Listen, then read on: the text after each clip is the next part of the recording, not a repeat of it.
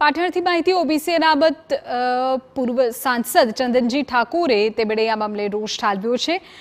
ભાજપ દ્વારા ઓબીસી સમાજ સાથે અન્યાયના આક્ષેપ તેમના છે। ઓબીસીને વસ્તી ગણતરી મુજબ અનામત આપવાની માંગણી છે। ઇન્દ્રાણી સર્વે રિપોર્ટની પિટિશન મુજબ અનામતનો લાભ આપવાની માંગ। ઓબીસી અનામત મામલે પીએમ મોદીને પણ લખ્યો પત્ર। રાજ્ય સરકારની પંચ નિમણૂક બાબતે પણ કર્યા આકરા પ્રહાર।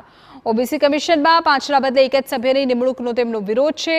ઓબીસીમાં વધુ જ્ઞાતિ ઉમેરાયા બાદ જરૂરિયાત મુજબ લાભ ન વધ્યાનો તેઓ આક્ષેપ કરી રહ્યા છે। જ્યારે 84 જ્ઞાતિઓ હતી ત્યારે પણ એનો રેસ ભંડોળ આટલો હતો તો 146 જ્ઞાતિમાં રેસનો ભંડોળ કેટલો હોવો જોઈએ?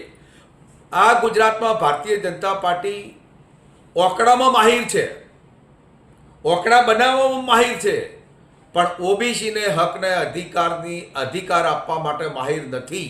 આજે આટલી સ્પષ્ટ બહુમતી, એમાં કોઈ પણ સીટ કે ક્ષેત્ર એવું નહીં હોય જ્યાં ઓબીસીના મત ના હોય, છતાંય આ ભારતીય જનતા પાર્ટીની કુપટ નીતિ અને એમની ભ્રષ્ટ નીતિના કારણે મારો ઓબીસી જે સમાજ છે એ ક્યાંક ને ક્યાંક આજે અતુષ્ટ છે અને આજે ઓબીસી સમાજમાં મોટો અન્યાય